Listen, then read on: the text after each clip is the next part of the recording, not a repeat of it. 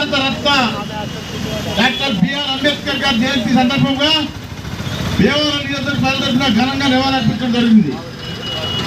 ఆయన యొక్క గొప్పతనం చూస్తే స్వతంత్ర భారతదేశంలో ఆనాటి బ్రిటిష్ పాలకులు పరిపాలించి మనకు అప్పచెప్పినప్పుడు ఈ దేశాన్ని ఎన్నో వర్ణాలు, జాతులు, మతాలు, కులాలుగా ఉన్నారు. మీరు ఈ దేశాన్ని పరిపాలించడం మీ వల్ల కాదని చాలా తక్కువ చూసినప్పుడు మన దేశ పెద్దలందరూ కూడా కూర్చుని ఒక 22 మందితో భారత రాజ్యాంగాన్ని నిర్మించడానికి ఒక కమిటీ వేశారు. ఆ కమిటీకి చైర్మన్ గా డాక్టర్ బిఆర్ అంబేద్కర్ ఆ రోజు యువ నాయకులు విదేశాల్లో చదువుకున్న పట్టభద్రుడిగా ఆయనకి కార్యక్రమాలు అప్పచెప్పడం జరిగింది.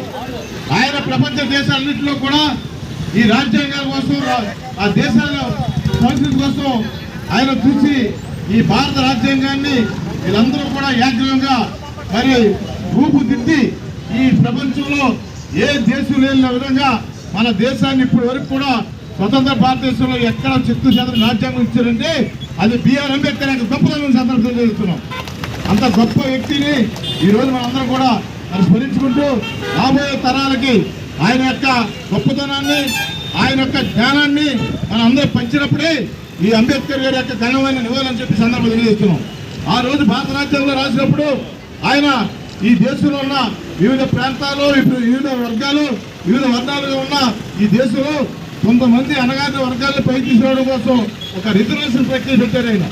ఆ రిజర్వేషన్ ప్రక్రియ నిరంతరంగా సాగుతుంది. ఆ రిజర్వేషన్ ఫలాలు అందిన వ్యక్తులు మీరు అందలేని వ్యక్తుల్ని ఏ విధంగా చూస్తారని చెప్పి ఒకసారి ఆలోచన చేయాలి. ఆయన యొక్క గొప్పతనాన్ని కింద స్థాయి వరకు తీసుకెళ్లి మనం ఈ జాతిని, ఆయన చేసిన రాజ్యాంగాన్ని మన పక్కగా అమలు జరుపుతున్నామా లేదని తెలుసుకుని రాబోయే రోజుల్లో యువతరానికి అలాగే దేశానికి ఈ ప్రాంతాలన్నింటినీ కూడా న్యాయం జరిగే విధంగా మనందరం కృషి చేయాలని చెప్పి అందరూ తెలుసుకుంటూ ఆ రోజు నందమూరి తారక రామారావు గారు మరి భారత రాజ్యాంగం ఆ రోజు ఎన్నో ఇబ్బంది పడుతున్నప్పుడు ఆంధ్రప్రదేశ్ లో తెలుగుదేశం పార్టీ బిఆర్ అంబేద్కర్ యొక్క ఆలోచన విధానంతో ఆ రోజు పార్టీ పెట్టడం జరిగింది. అదే రాజ్యాంగాన్ని ఈ రోజు చంద్రబాబు నాయుడు గారు కూడా తెలుగుదేశం ప్రభుత్వం అమలు జరుగుతున్న సందర్భం తెలియజేస్తున్నాం.